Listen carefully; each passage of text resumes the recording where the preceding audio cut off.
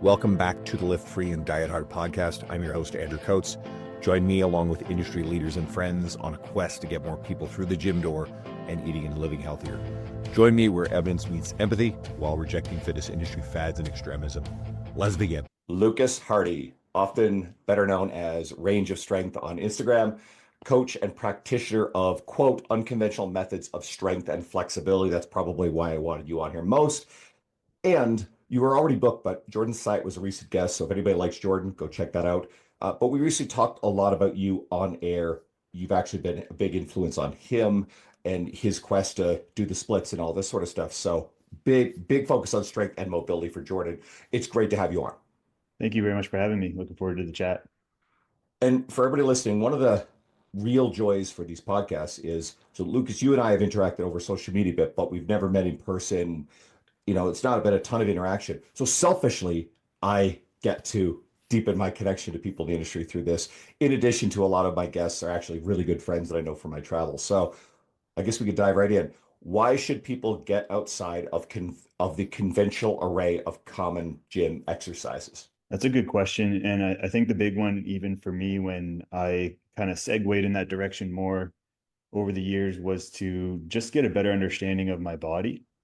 When you start out in the gym, you start a fitness journey. For the most part, a lot of people follow a cookie cutter approach, which is good because you need some solidarity there. You need some consistency. You need to understand the basics. And I think what happens a lot of times for people is like when it gets to a point of going beyond that and just gaining a better understanding of, maybe we could even look at vulnerable positions or how they might handle themselves in different scenarios.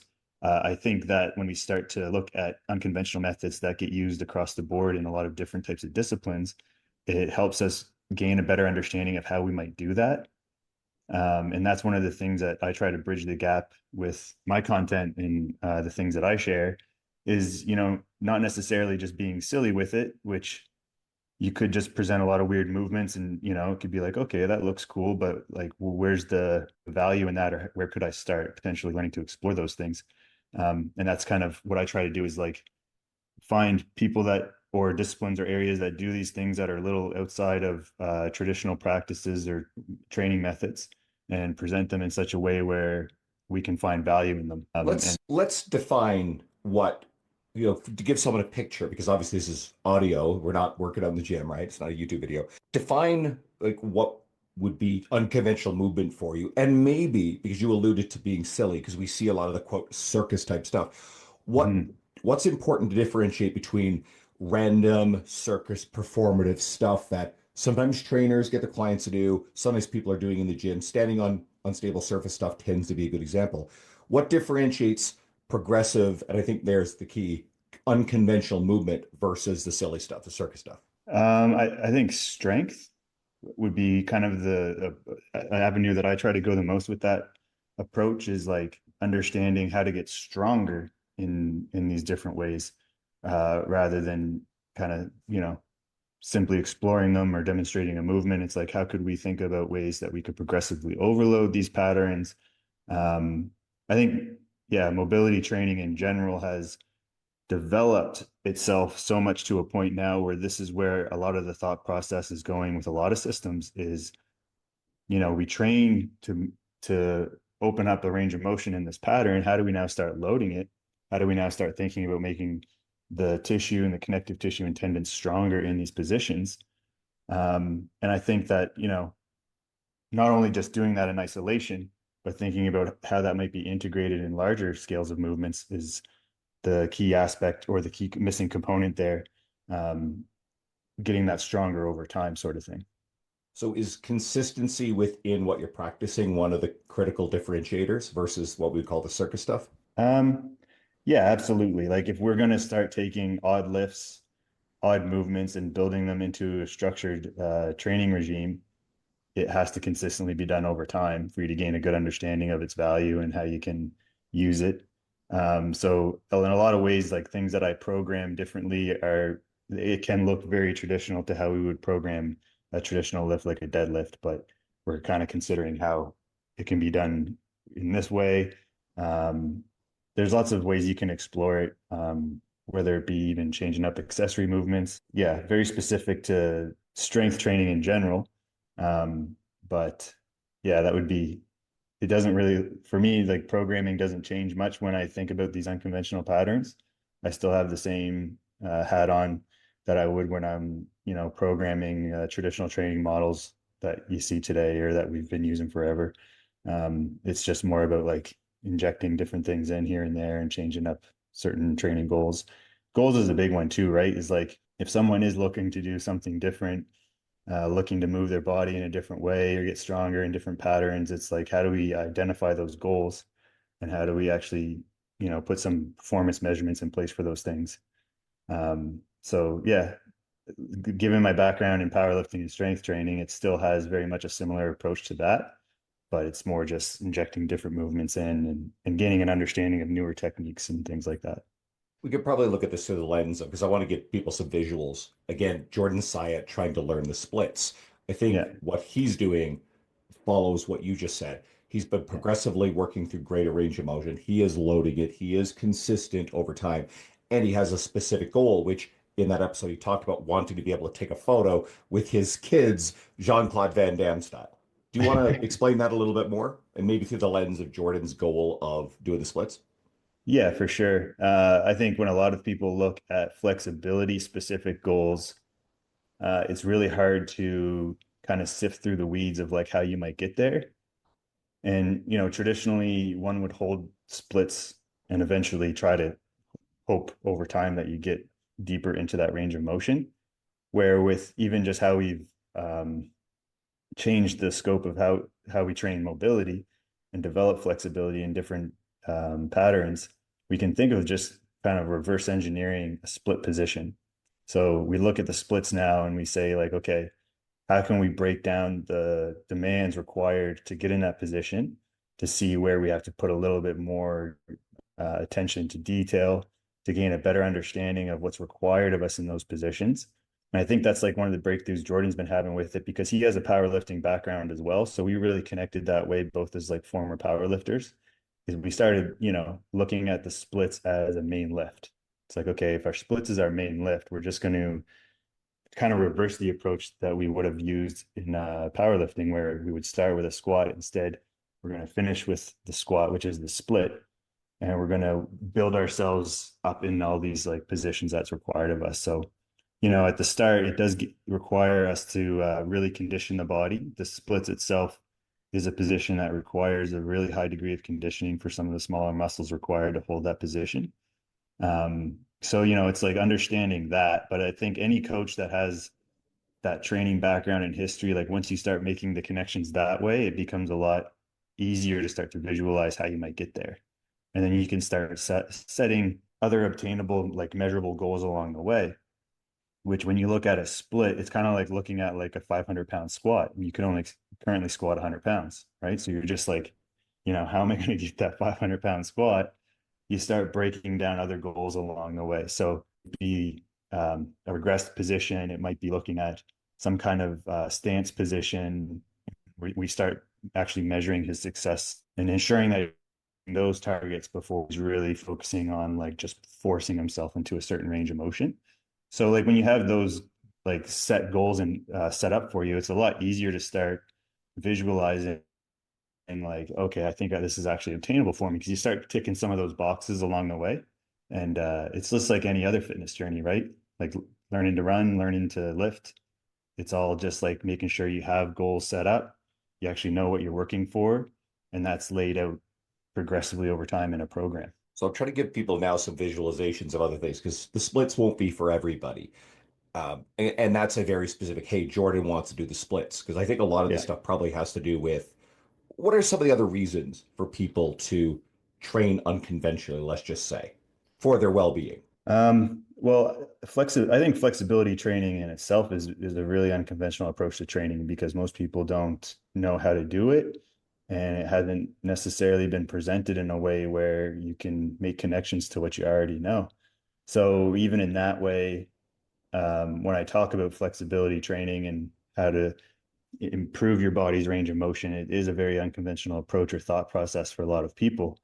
So in that way, I think it does come down to like, okay, if I don't want to obtain the splits, maybe that's a goal that's very out of reach for me. What kind of movements or flexibility specific ranges of motion should I be working towards? And how can I get there, sort of thing. So like that's one of my big goals with that, is like helping people identify those targets. Like how would we now use these unconventional movements to help us? Like a Jefferson curl is a very unconventional movement. It's becoming more popularized, which is cool, but it's still like when people see it, they're like, that doesn't look safe. Why would I use that? What's it going to help me for? And I use it primarily for improving range of motion flexibility through the hamstrings and the posterior chain. So I think in through that lens, for me, when I talk about unconventional training, I try to really relate it to flexibility. Even with a lot of the strength stuff, it's like if you have improved movement qualities, these patterns are a lot easier for you to train and have access to. Whereas someone who hasn't, developed the flexibility, if they're thinking of getting up and down off the ground, let alone with weight, like thinking of doing that without their hands to help them, it's like, you can start thinking of ways to actually improve your movement patterns and move towards different goals that lead you towards those qualities of movement that I think a lot of people are looking for. They just don't necessarily know how to approach it in their training.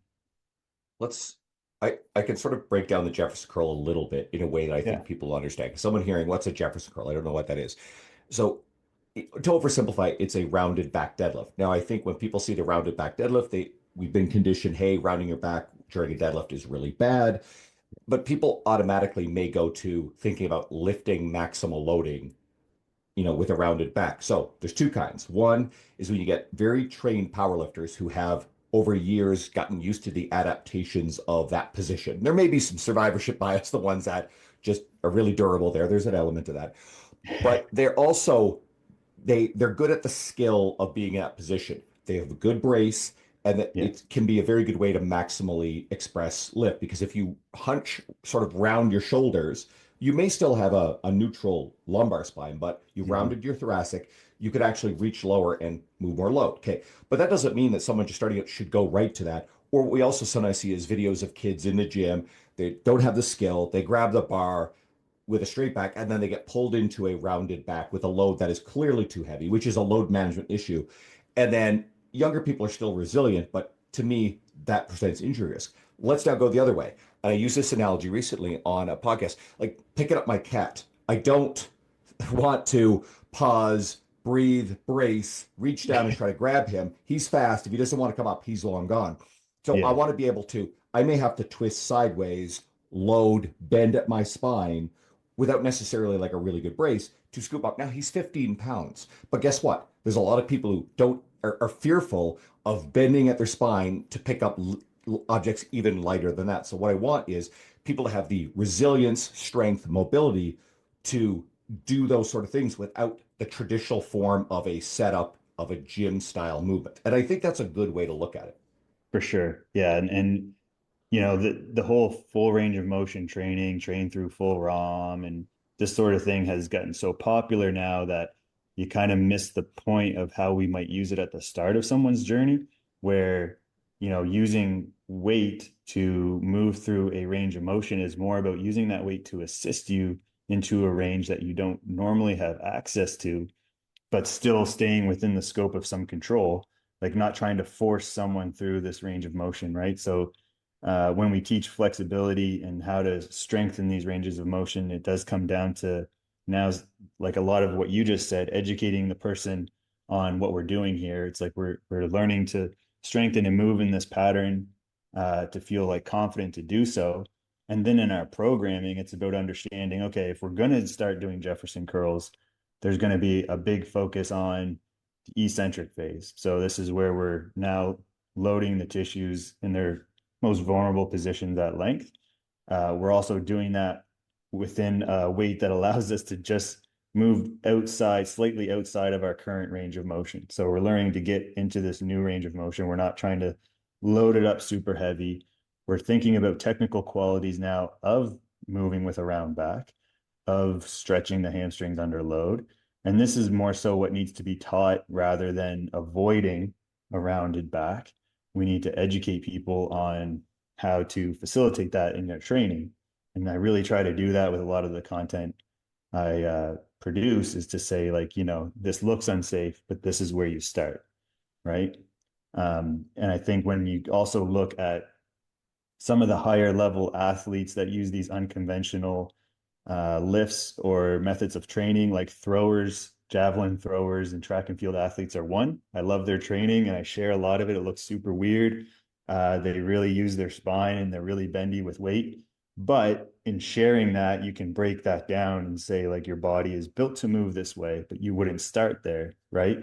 So you give people this visualization of like, oh, I am actually built to be a little more resilient through these different movements. But how do I start? Where do I begin? And what's the approach to that kind of training? If you took slow motion capture of any athlete in any sport, you would see them interacting with forces, especially at high force, high velocity, Yeah. in unconventional ways, and getting sometimes pushed or having to resist against, or even as they move and sprint in what we would consider unconventional positions. They're not locked into rigid form the way you would Yeah. see with the traditional idea of a squat, the traditional idea of a row, the traditional idea of a hinge. Yeah. So under, again, like I said, high forces and unpredictable forces, let's say football players, hits, blocking, etc., acceleration is a sprint, you're getting into those positions anyway. So those kind of athletes have that ability. So it's not like this stuff, as we see it in a video, might be like, oh, well, I can't see a practical implication for that. It's like people use that in our everyday lives. And I think, again, when we're reaching into positions and picking up objects, what have you, we're often doing this stuff unconsciously. So I could see Mhm. the value of, at least for me, the big thing is feeling safe to do it, getting strong and confident by progressively approaching it. Like you just said, you've said a lot Mhm. about smart planning to build strength, start or easy. And it's about living not in fear for Yeah. me. Now, what Yeah. about, you mentioned flexibility a lot, and I Yeah. know you had a post and you talked about a lot of the misconceptions about flexibility. What are some of the big ones? Um, like one of the more annoying ones is that it's only, neural, like stretching. I guess when we talk more about stretching, it's, stretching is only neural, it's very temporary. So when you stretch, you get yourself into a range of motion that is not there if you go to do it again later. Um, but the argument there is that, like, everything's temporary unless you do it consistently over time, right? So when we first start our strength training, we're not strong. Like, we have to progressively build over time and do that. And stretching is very much the same. A lot of the newer evidence coming out on stretching is leaning more towards like its value and how you would do it in such a way where it can help you. And the key factor in all of these papers is that, like, intensity is what it comes down to. So when we stretch or we facilitate stretching into a training regime, the big outcome is, like, if the intensity is there, is when change occurs, and it kind of assists the architecture of the muscle in different ways, which is, again, not a common practice. Flexibility or stretching in general is mostly considered as a very passive, relaxed style approach to training. But when we're actually building it into programming in such a way where we're trying to improve range of motion, intensity is like of the stretch, and overloading of the stretch is what it really comes down to, the same way we approach strength training. So um, I would say that would be like one that stands out a lot, is people say, like, you can't actually permanently change your range of motion, which is bullcrap. What are some other ones? It decreases power. So that's a big one too, right? Is like, if you stretch, it'll decrease your power output through a training session. But again, if we look at these studies, it's not best practice. So when we think about, like, how we would use stretching protocols for athletes in an event or in a session or throughout their training, the practices used in these papers aren't of commonly used practices. So we're not going to, like, overstretch someone for a long period of time before they go for a max sprint. We would do it a couple hours before and pair it with some dynamic active stretching. If we were building it into a training session, we would think a little bit more about, like, the relationship between the exercises that we're using. So then we would get into, like, interset stretching, and there's some good evidence on interset stretching and how it benefits us when we're using it through the antagonist approach. So we're using a stretch that's opposing the movement that we're strength training. And a lot of evidence showcased there is that we are going to be able to get more reps per set if we're applying the right intensity and it's with the right relationship of the exercise that we're using. Is that because But it temporarily inhibits? So it sort of goes to the myth about it makes you not as strong, but yeah, very temporarily, right before yeah, the set, that it inhibits the antagonist muscle, so the agonist muscle can produce more force. Is that what's happening?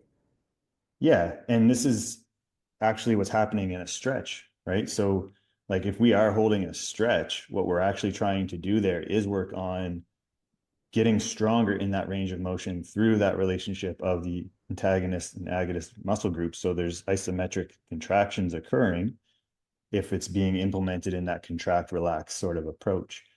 Um, we're not really ever relaxed in a stretch either. So like there's also good evidence out there to show that the muscle is always under some type of tensile load, whether it's a really low level of it or a high degree, depending on the type of person.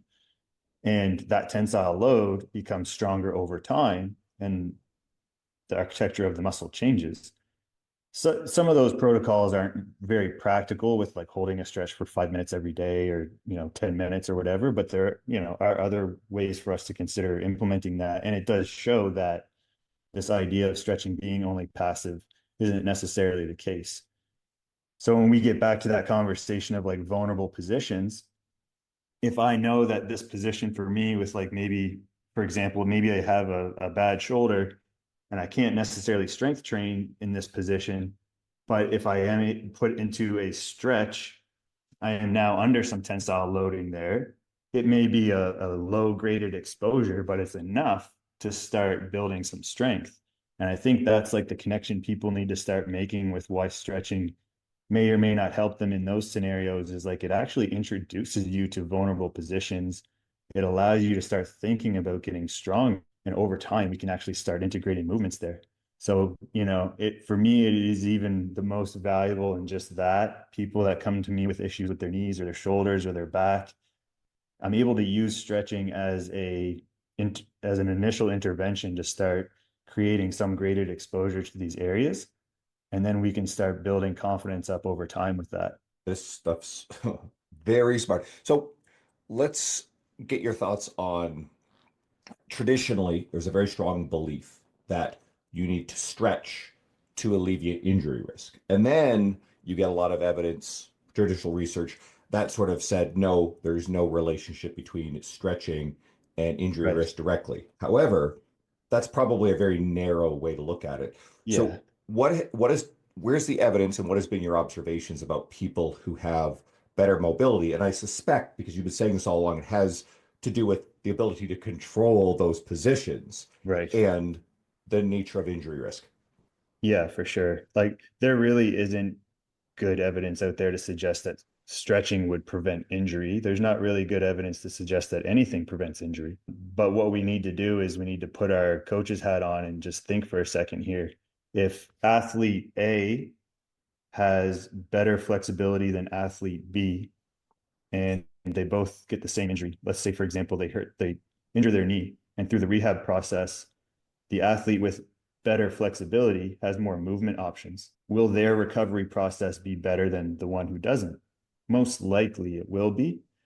So I think when you start to look at it through that lens, where if I have not necessarily saying that stretching is going to prevent injury, but if I have improved my range of motion and flexibility so that I have more movement options if and when I need them, for example, if I do get injured, most likely my recovery process is going to be more enjoyable and probably more accelerated. So I think that's an easy way to bridge the gap for people that think more about injury and how it can be mitigated better. So why not work on flexibility? Why not work on developing a base level? And I guess the other discussion there with some of the myths that you talked about there is like it's very genetic. A lot of people will say that your flexibility is based on your genetics, maybe to a certain extent, but I think that would be at a very high level of flexibility. Like to think that everyone can do the splits to a very extreme level, that might be a bit of a reach, but certainly everyone can improve their flexibility if it's broken down for them and they know what they're working for. And if they are able to do that, then certainly I think they're going to have a better recovery process over time if they do get injured, or even just the aging process in general. What about hypermobility? I know that was in your myths post as well, where you said that, I mean, some people are afraid that, stretching will cause hypermobility. I mean, there's individuals that display hypermobility, and I think that just comes down to you being able to understand what they may or may not need. Stretching certainly won't cause hypermobility. If someone is hypermobile and let's say they can access range of motions better than people who aren't, we want to ensure that their training is balanced, because I mean, the issue there is that a hypermobile individual will often lean into things that they're good at. So it's like if the passive ranges feel better or easy, usually it's trying to bridge the gap with the strength training for them and trying to ensure that those ranges of motion are being uh, trained to be strong and under control as well. Um, there's no evidence to suggest that stretching and improving your range of motion is going to cause hypermobility. Hypermobility is specific to certain types of individuals, but even still at that point, it's more just about identifying the key factors in their training to ensure that they are working on the right things. But yeah, there's no real concrete evidence of that. It makes sense to me that there's almost a common thing between people who are trying to improve their mobility, which is still trying to strengthen progressively into the end ranges of motion. And someone with hypermobility, the primary consideration is to learn to control and stay strong towards those end ranges and being careful not to subject it to too much force or load in a position that they're not strong in. So really, it's about strength at that end range for everybody, isn't it? Yeah, it can be. I think it's important to look at, mid-range positions as well too. If you are looking at a hypermobile individual, it's sometimes easy to just like visually look at them go past that mid-range of motion and just right into that end range, and you're assuming they're strong. But say they're having issues and you haven't looked at mid-range positions, or, like all ranges of motion matter. I only laugh at that because I had a friend do a meme on that I was a part of, where the end thing was like all range matters. But uh, you know, to think that only end range strength matters, I think would be just overlooking a lot of what happens through a range of motion. And as we know with exercise, a lot of times it's the mid range of motion that becomes the most difficult for a lot of people.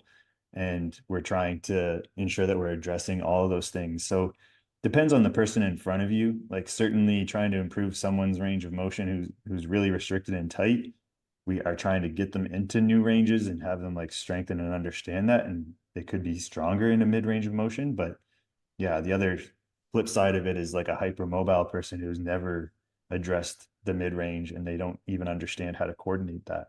So it's kind of hard to just pinpoint it to one thing. I know that everyone always wants the one answer, but it's always, person individual in front of you, and what kind of tools can you pull out from your toolbox to be able to help them, right? So for the person who's listening and going, well, again, some of this like splits and maybe these things are a bit outside of their interest, where do you like to start people in terms of maybe unconventional exercises, but yet accessible ones for the everyday person that they might feel safe doing, they might be curious about, that might be maybe less aggressive? Some basic human qualities I think are important to look at, like a squat, right? So it's like if you can't squat comfortably and feel like you can sit in that range, like how can we work towards obtaining that? Touching your toes, I think, is pretty obtainable for anyone who wants to put the work in and learn how to do that. Being able to hang from a pull-up bar comfortably, let your shoulders actually let the muscles like lengthen and relax. Like I look at the hang as a loaded stretch. And a lot of people, don't consider it spending time in that position as much. And basic human function things like that, I think, are important to look at and often overlooked in training, more so the time spent in those positions. So I try to help people understand things like that. Even in my basics programming, I do introduce people to uh, long and wide stance positions that are specific to splits, but it's not necessarily about getting a split, but understanding like an outer range position and what qualities are needed at the hip. So, I think even just those simple things can make a big difference. Learning to move your spine in all directions. The Jefferson curl, obviously, spine flexion has had a big focus in the industry in recent years, but we look at spine extension and the way the spine moves and other patterns, like how can we introduce individuals to those and have them gain an understanding of like strength on both sides of that movement. Even, yeah, basic strength qualities. I do like machine work. I'm not against training on machines, but again, I think for a lot of people that struggle with movements, machines are often the safe and easy way to go, and then they don't necessarily look at some of those basic movement functions as things to progress towards. So I may even just ensure that someone has a balanced approach with, training through full range of motion on a machine and ensuring that that's carrying over to everything else they're doing in life. Because I think sometimes you can get a little lost on training on machines, right? And still not able to grab your cat and twist and rotate very good. So, What I think what those about are, what about stuff like sissy squats, Cossack squats? Do you yeah, like I those? like those. Yep, definitely. Um, Restoring like full knee flexion. I may not start someone off on a sissy squat, but a big focus on trying to restore the flexibility of knee flexion if it's usually not there for people. So if you're looking at like a couch stretch, we're looking at kind of loading patterns like that and then building up to a sissy squat. Sissy squat's a great goal to work towards for someone that just hasn't really trained it before or, hasn't considered improving their range of motion in that capacity. Can you explain what a sissy squat and a Cossack squat are for someone who's not quite sure? That's Yep. probably a fair thing. Sissy squat, like one of the easiest ways to think about it is squatting without hip flexion. So your hips stay extended the whole time. So you can imagine the torso stays rigid. We're leaning back. And, there's a couple ways it's presented nowadays. The old school sissy squat was always more about the torso coming back more to lengthen the quads. So when we think about what we're doing at the quads, the more that we lean back or that we're able to lean back, the more lengthening strategy we're going to get through the quads. So not your knees don't necessarily need to go to the floor if you have support and you're able to find a nice leaning back position. But basically, you're thinking about that. It's like your hips aren't moving into flexion like they do with a traditional squat. Your hips are staying extended, and we're trying to bring the knees forward. Cossack squat, it's like a side to side squat. So your legs are opened wide and you're squatting side to side. And it's a great exercise to work towards because like you're getting mobility on the straight leg. So your adductors and groin is improving its mobility through a range of motion. You're improving single leg strength, which can progress to like a single leg squat pattern. You're gaining mobility at the hip through rotation and you're understanding certain qualities that don't usually get trained. There aren't many, I don't even think there's a machine that we could simulate a Cossack squat on. I'm trying to think. No. Another way to look at this is, and I don't like using uh, frontal, transverse, sagittal plane in language for everyday people because I find you say the frontal plane and people think, well, moving, let's say like a walking lunge, that's that frontal. No, actually, frontal doesn't work that way at all. So I Yeah. find that language confusing. So I'm acknowledging that, but the Cossack squat, it's lateral movement. I prefer the word Yeah. lateral. And so very little of what is traditionally programmed in lower body training is lateral. Right. And so we have often a deficiency in strength there, but yet we still often move that way. We need that in every day. So to me, I mean, Cossack squats can be challenging. Lateral lunges, not a bad lateral lunge to a box, uh, but we don't get a lot of that. So I think programming that kind of stuff, dragging a sled laterally is a Yeah. wonderful way to do this. Yeah, absolutely. Well, it's a good thing to mention there with like movements that we don't get a lot of. And when it comes to mobility training, like a lot of people today, it's grown so much that a lot of people it's really watered down and people are confused about what they need to be doing. And I think if you just look at traditional programming in general, it does cover most bases when it comes to improving range of motion. If you are practicing training through a full range of motion, what are you not doing? Right. So those are the things to think about in a program is like, yeah, lateral movements tend to not really be in a traditional approach if we're on like machines or just like general strength training. Movements of the spine tend to be very overlooked. Um, Time, like stretching in general. And if you want to think of stretching more as time spent in lengthened positions, that tends to be overlooked. How can we improve that? And I think a lot of times when it comes to seeing like, what am I not doing? That's a better way to look at it than do I need to do these 20 new exercises to improve my mobility, or do I just need to do a couple things and then assess my goals kind of thing? What about rep to rep consistency with form? I think there's a lot of misconceptions around this, and I think trainers can be guilty of this, that every rep has to look the same in order for it to be, quote, perfect form to be safe. And I think we're comfortable now saying there's not really a strong relationship between form and injury risk. So why is it important to actually allow for some variability rep to rep? Well, I think too, it's about gaining an understanding of your body. I think when you have that like perfectionist approach to technique, it really limits you on pushing yourself to different levels. Like, I think a lot of people also come to me looking for coaching and support with improving their barbell strength. And barbell strength, of course, we need to understand good technique would look like in terms of like moving heavier weights, but we also need to understand what happens when we have heavier weights on our body. We need to actually understand how to grind through reps and know that things slow down. And when they slow down, like how does that look and feel? And yeah, embracing some deviation from perfect form. Like I think that's where you make the most amount of strength. Like that's the people who are the strongest in the world are able to do that or train within a certain percentage of that.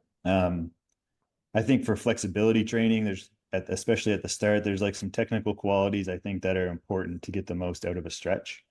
So if you're trying to teach someone how to stretch certain lines to get an outcome and improvement, I do hold technique at a higher level with some of those things. And I think that's probably why it's not been as popular of a thing because it's not coached very well.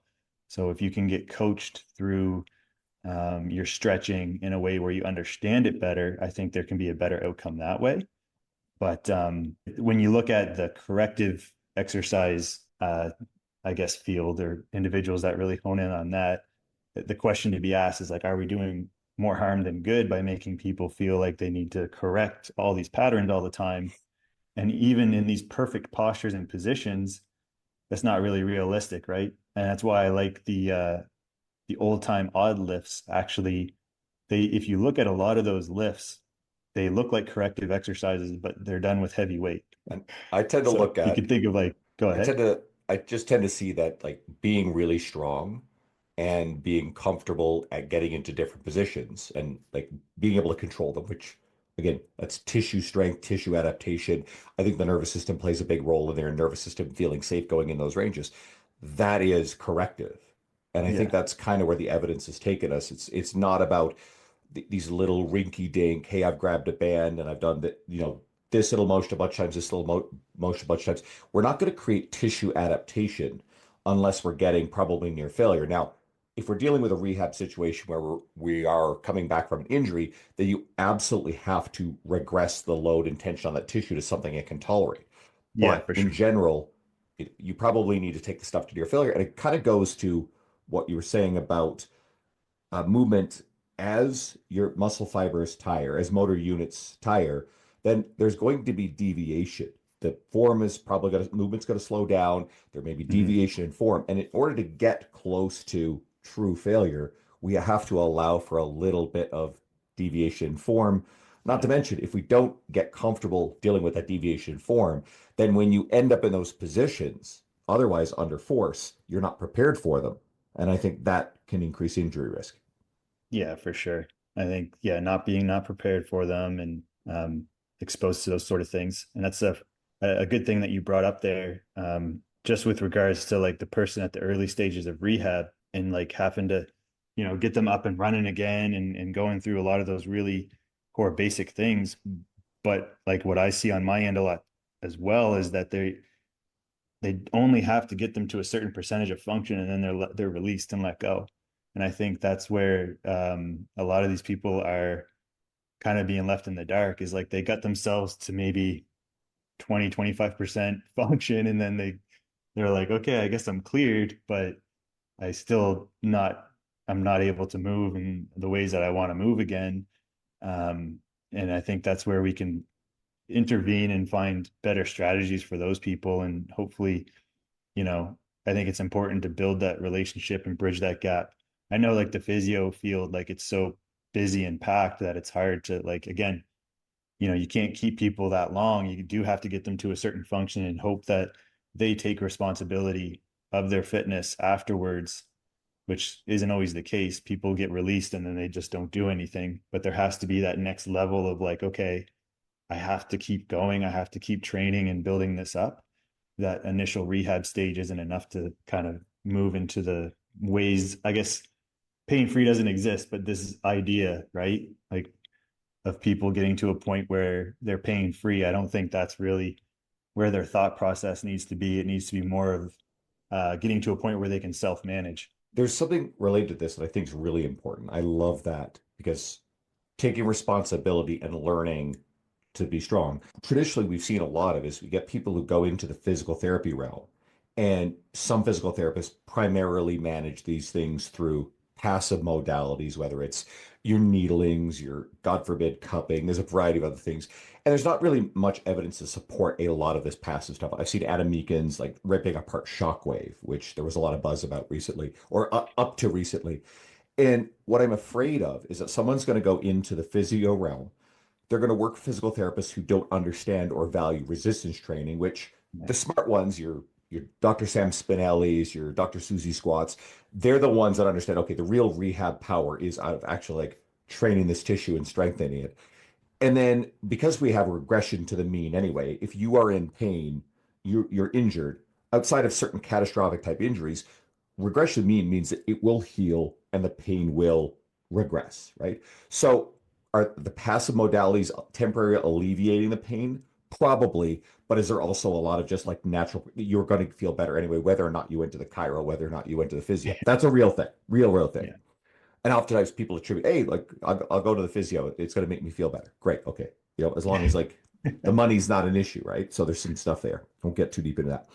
But if gap is still, hey, I don't have the skills to get strong, I'm feeling better, and then they just go back to whatever life was that got them there in the first place, then to me, that increases risk of dealing with this sort of thing again and all the other crap that happens with getting older and not Yeah. staying strong. So there's a big cocktail of awful there in theory. Again, I think all roads go through let's get strong, let's get you comfortable working through a variety of ranges of motion. And the challenge with some of the things we're talking about, because some of this gets a little technical, I hope we haven't lost people. I really want to direct people to actually go in, look at visual stuff you're doing. Your Yeah. videos on Instagram are great. I haven't dug in, but I'm assuming there's some YouTube stuff as well that Yeah. goes deeper. And people are going to actually get to see a bit more of what we're talking about. So this can kind of be the gateway into that. So I hope people will go check you out. Your Instagram handle is at Range of Strength. Are Yeah. there any other resources that you want to direct people to who've listened to this and went, wow, I'm actually curious about exploring this? Yeah. I mean, I think you'll find everything you're looking for on the website, like just overviews of things. There are some nice deep dives on YouTube, and YouTube's a nice platform where you can share longer form content and dive deeper into like some of the background of these things that we're talking about with regards to training, flexibility, and improving those ranges of motion. And I've produced some good content there with that. So certainly a deeper dive would be helpful going there. Um, in person, like, I don't know, nothing beats in person to me. And I still do teach workshops and I try to get out. So if you can get to a workshop, I think, live kind of in person, hands-on kind of learning that stuff is always, I think, best resource. But yeah, that'll be your best bet to go check out those resources. And Do you have any workshops coming up? Because you're based in Nova Scotia. So now here's a yeah, fun little thing, all right? So sometimes, because I'm originally from Newfoundland, and sometimes people will refer to me as a maritimer, okay? Newfoundland is not one of the maritime provinces. And Newfies, we get kind of tricky about that one. But Nova Scotia, New Brunswick, and PEI are. yeah. So where do you tend to teach them locally? Do you travel around? I travel around more so. My following has grown more outside of Nova Scotia. There's like a lot of people here still don't know what it is that I do. But my next one is April in Texas, Austin, Texas. I'll be going there teaching a workshop. Yeah, they're fun 2 day events. We get into flexibility and then we get into some unconventional lifting and some background on that stuff, get people safely understanding how to explore those movements and use them in their own training. Sounds cool. Sooner or later, we'll cross paths in our travels at one of these events. So, and I mean, if you ever end up in Edmonton, Alberta, guess what? That's an easy one, right? Yeah. Uh, anyway, as one East Coaster to another, it's great to have you on. I hope everybody will go and follow you at Range of Strength and then do a bit of a deeper dive. And for everybody listening, again, if you guys are enjoying these episodes, there's a lot more coming. I know there have been, mobility, flexibility based training has been a bit of a theme, injury rehab stuff. I think these things are very relevant to people as we're getting a little bit older and, our bodies are changing. And hey, it doesn't bounce back or everything doesn't feel as good as like well, shit, even in my 30s, right? I'll be 47 in about a month. I think you're in your early 40s, if I'm not mistaken, right? Yeah. So, and I think a lot of our philosophy as we get older shifts. I am about to record later today with Joe DeFranco. So, you guys, assuming everything goes well, you guys will get that episode. And Joe also wants to talk about longevity and changes to training as we get older to manage injury risk. So, it's a Yeah. common theme. But I'll have a lot of other really cool stuff for you guys too. So, thanks for tuning in. Please share this if you like it. Share it with someone in your world that you think would really enjoy your media, Lucas, or just this podcast in general. And please tag me up on social media. I love that. You guys are amazing. Thanks for tuning in. I've been thrilled with how much this is growing, and you guys listening are the reason for that. So thank you so much.